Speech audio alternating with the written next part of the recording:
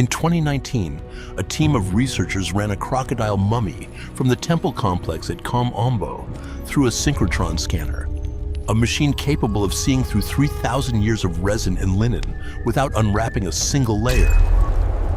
What it found was a homicide. The animal's skull carried a single, precise fracture at the top of the head, the kind of wound inflicted by someone who had gotten close enough to strike downward without warning. The embalmers had known. Scan after scan showed the same pattern. The wound packed and disguised within hours of death. The body rushed into preservation before decomposition could set in. Evidence of violence sealed inside a linen-wrapped offering to the very god the animal was supposed to represent. Egypt's crocodile cult was never the gentle, sun-drenched image of priests hand-feeding a tame pet in a temple pool. Behind that image sat an operation built on organized killing, regional hatred, and, according to at least one Roman eyewitness, outright massacre. The god behind that violence was Sobek, and the reason Egyptians worshipped him instead of simply avoiding him is written into the Nile itself. Nile crocodiles were not a rare hazard. They lined riverbanks and irrigation canals across the entire length of the country. Ambush predators capable of dragging a grown man underwater in seconds.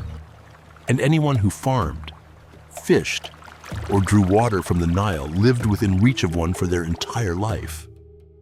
Adult Nile crocodiles regularly exceeded 5 meters in length in antiquity, before millennia of hunting reduced the species across most of its range. And a bull crocodile lurking motionless at a riverbank was, by design, almost invisible until the moment it struck. Villages built along canals and irrigation channels had no real option to relocate away from the danger, since the water itself was the reason those villages existed at all. The same current that watered a farmer's barley also carried the animals that could kill him while he stood in the shallows to check his fields. Egyptian religion did not generally worship what was gentle.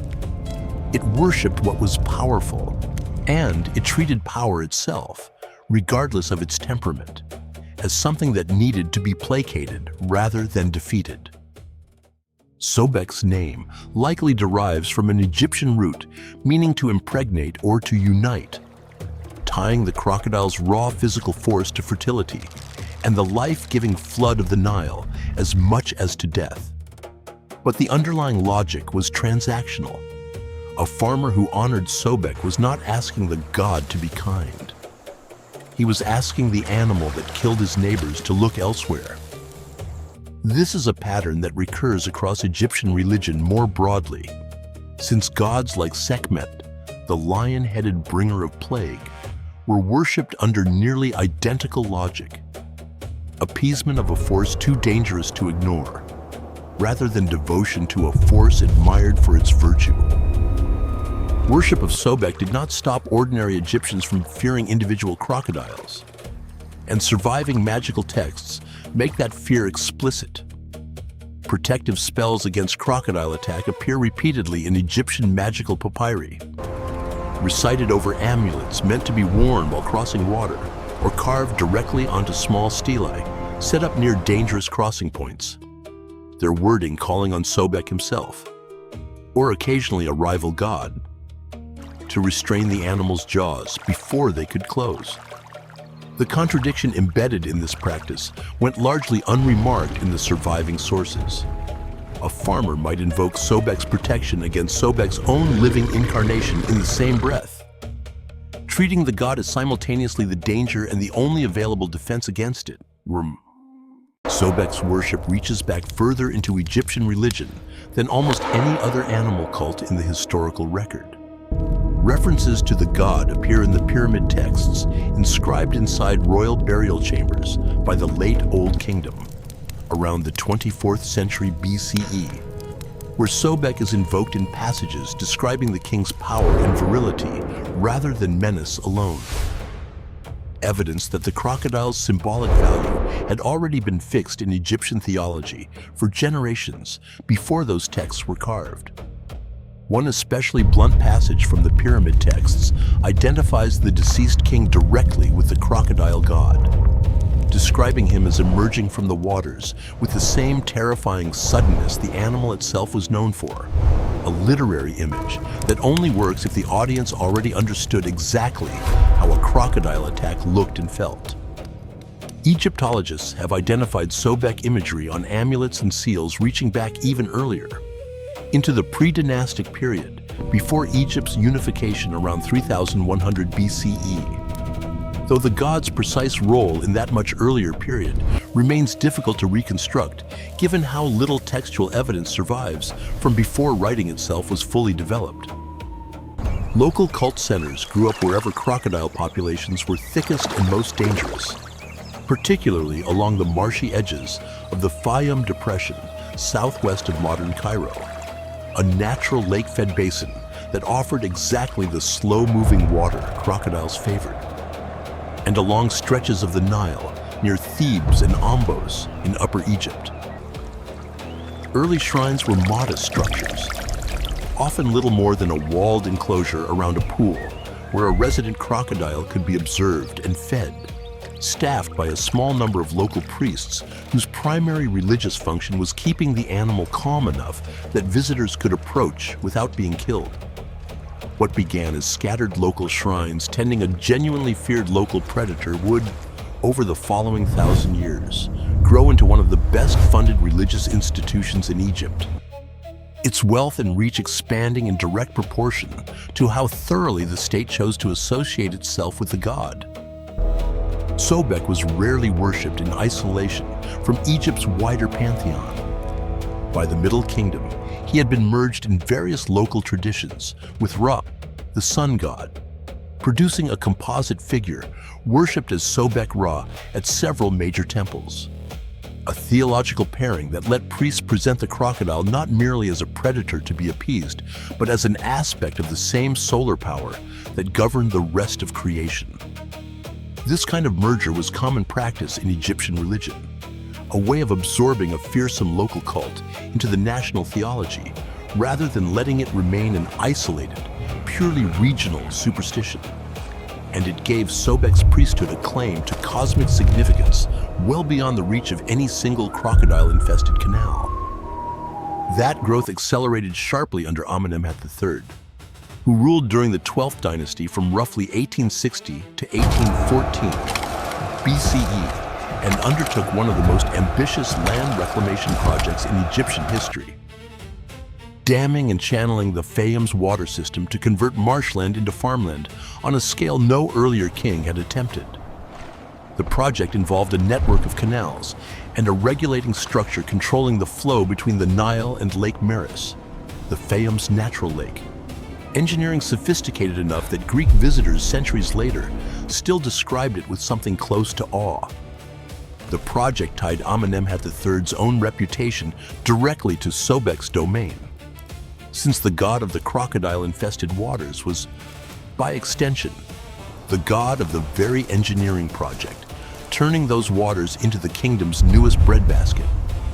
And a king who wanted credit for that transformation had every incentive to be seen as Sobek's favored servant rather than his rival.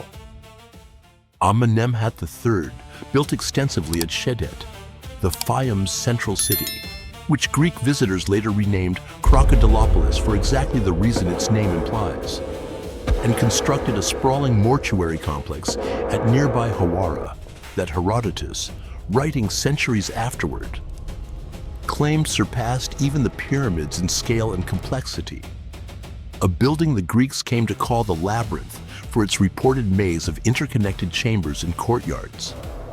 Herodotus wrote that he was permitted to see only the upper level of the structure, since the lower level, reportedly containing the tombs of kings and sacred crocodiles together, was closed to visitors by the priests who guarded it.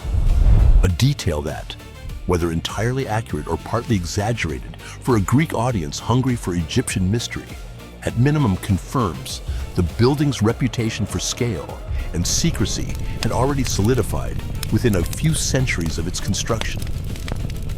His own daughter, Sobek Neferu, took a throne name honoring the crocodile god directly, when she became one of Egypt's rare female pharaohs after her brother's line ended without a male heir around 1806 BCE, evidence that by the close of the 12th dynasty, Sobek's cult had moved from regional shrine to a source of royal legitimacy itself.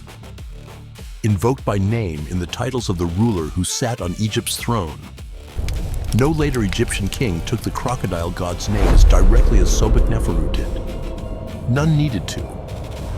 By her reign, Sobek's association with the throne was already assumed rather than announced. The clearest documented picture of Sobek worship in daily practice comes not from Egyptian sources, but from Greek and Roman visitors writing more than 1,000 years after Amenemhat III's reign. When the cult reached its most theatrical form, by the 3rd century BCE, under the Ptolemaic kings who renamed Crocodilopolis as Arsenoi in honor of the dynasty's queens, priests at the city's temple maintained a single living crocodile as the physical embodiment of the god. An animal Greek sources call Petsuchos, meaning roughly he who belongs to Sobek. This sacred crocodile did not merely sit in a pool waiting to be admired. It was fitted with ornaments, kept in a specially maintained enclosure, and fed on a regular schedule by priests trained specifically for the task. A role that presumably came with real occupational risk, given the animal's nature, regardless of how tame decades of hand-feeding might have made it. The Roman geographer Strabo, visiting Arsenoi around 24 BCE, left a first-hand account of the ritual, guided by a local priest carrying flatbread, roasted meat, and a jug of wine mixed with honey. Strabo watched the sacred animal lounging at the water's edge while 2 attendants forced its jaws open and fed it by hand. First the bread, then the meat, then the honeyed wine poured directly down its throat, while Strabo himself stood close enough to witness the entire procedure firsthand. Strabo's account carries the tone of a curious tourist rather than a devotee. Noting the ritual with the same detached interest, he applied to Egypt's other unusual customs. But he does not describe the moment as safe, only as successfully completed. Herodotus, writing roughly 4 centuries earlier, described a similar practice at other cult centers. Tame crocodiles fitted with earrings of glass and gold, bracelets around their front legs, fed on consecrated food, and mummified with full funerary honors when they died. At which point a newly selected animal took up the same sacred role, chosen and installed through a process no surviving Egyptian source fully explains. What replaced Petsuchos when one incarnation died is not recorded in enough detail to say.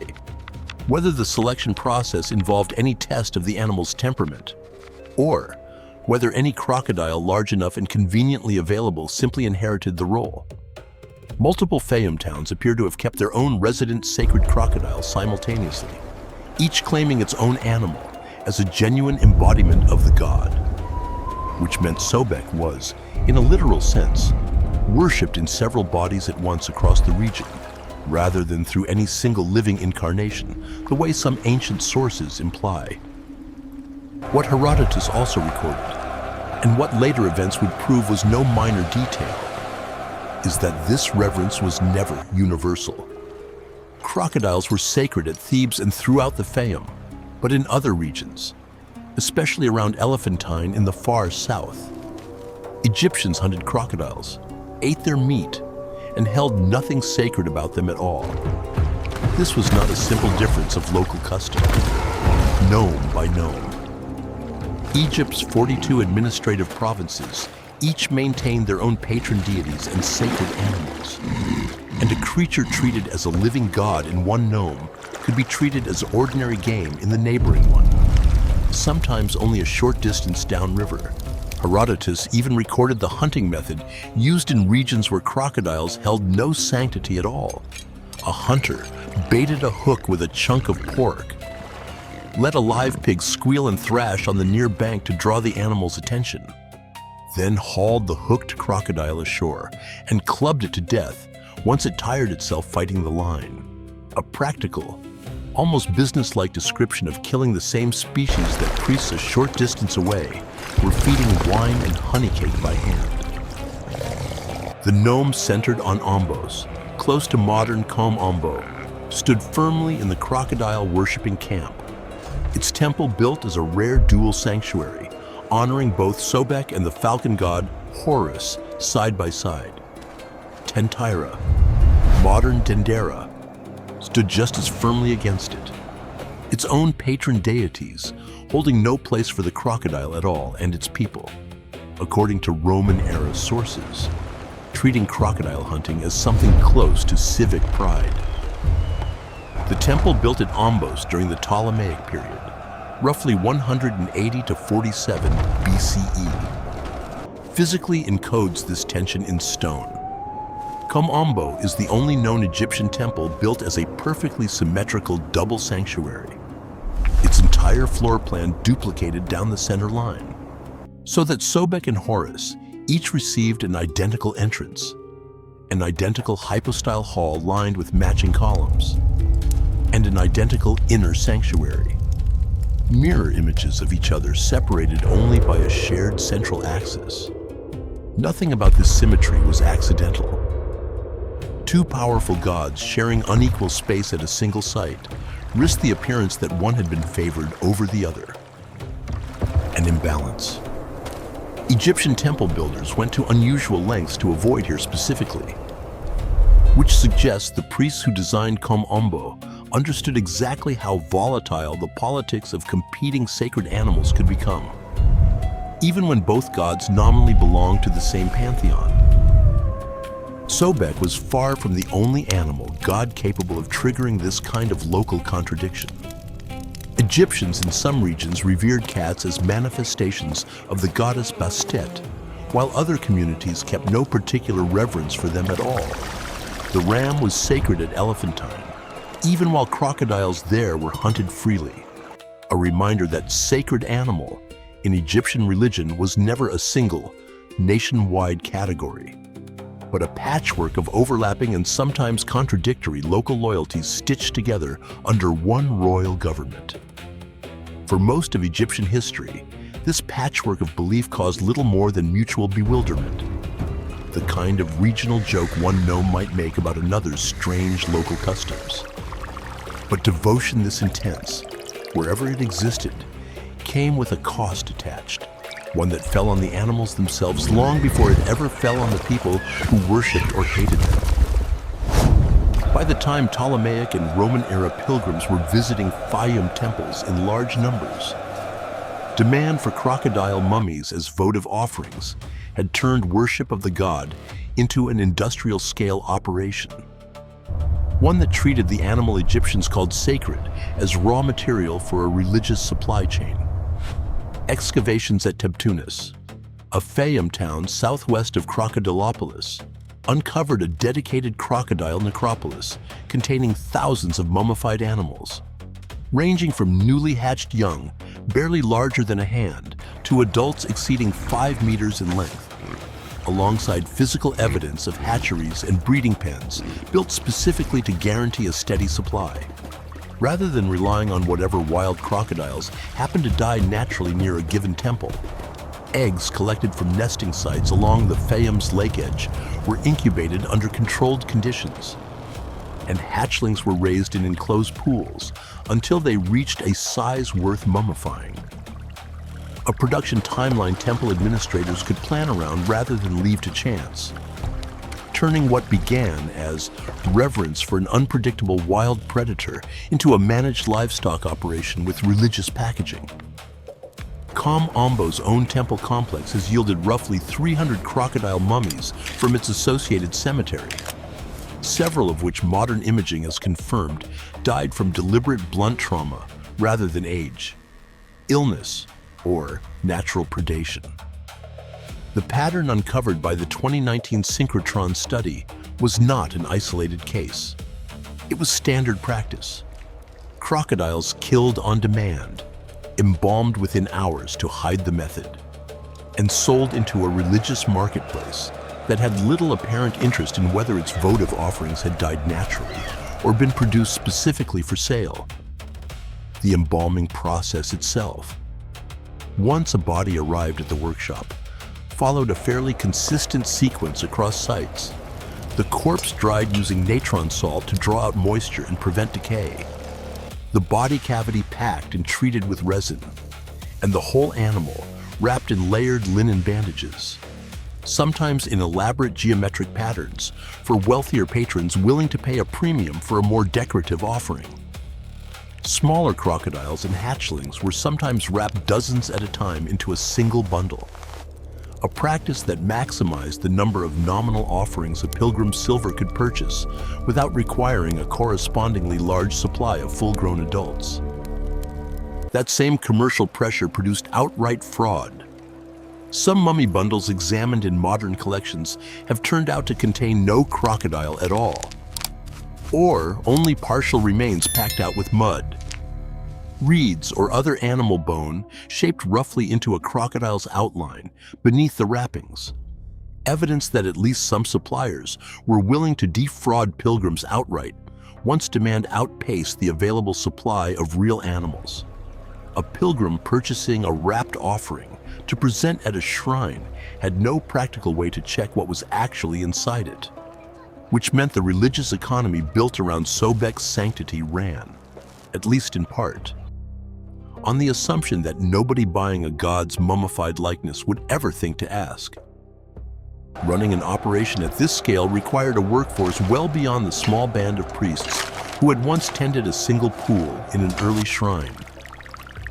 Temple records from the Ptolemaic and Roman periods describe a hierarchy of specialists attached to major crocodile cult centers, priests responsible for the living sacred animal, separate staff who managed the hatcheries and breeding stock, embalmers trained specifically in reptile preservation rather than human mummification, and administrators who tracked temple income from the sale of votive offerings, land rents, and pilgrim donations.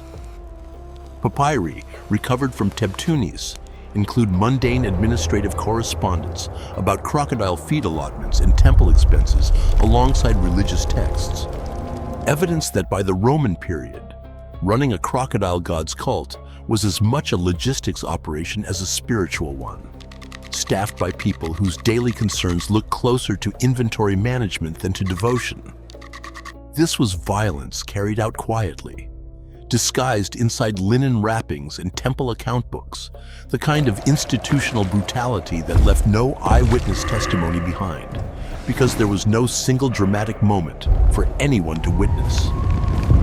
The other kind of violence connected to Sobek's cult was witnessed directly by a Roman writer, and it happened not to a crocodile, but to a man. The Roman satirist Juvenal, writing in the early 2nd century CE, describes a violent clash between these two neighboring towns in Upper Egypt, Ombos, where the crocodile was worshipped, and Tentyra, where it was despised and actively hunted. According to Juvenal's account, the two towns had nursed a long-standing hatred of each other's religion for generations, each certain the other's god was an abomination unworthy of the Nile's favor. During a festival at Ombos, the account claims a crowd from Tentyra used the celebration as cover to attack, and in the chaos that followed, at least one man from Ombos was caught while trying to flee, brought down, and reportedly torn apart and eaten by the mob. An act of cannibalism Juvenal presents as the natural endpoint of religious hatred pushed past reason. Juvenal's telling lingers on the physical details deliberately, describing the victim's body divided among the attackers until nothing recognizable remained. A level of graphic specificity clearly intended to shock a Roman readership already primed to view Egyptian animal worship as bizarre and faintly ridiculous. Juvenal was a satirist, not a historian, and his account should be read with the same caution any single ancient source deserves. Exaggeration and moral point scoring for rhetorical effect were standard tools of his genre, and no independent Egyptian or Roman administrative record confirms the cannibalism details specifically. But Roman-era papyri from the same general period do independently confirm ongoing tension and occasional violence between neighboring Egyptian nomes over precisely this kind of religious divide. Disputes serious enough that Roman officials periodically had to intervene to keep local feuds over sacred animals from disrupting tax collection and public order. Most historians who study the period treat the core outline of the Ombos incident, if not necessarily every gruesome detail juvenal supplies, as reflecting a real and violent conflict rather than pure literary invention.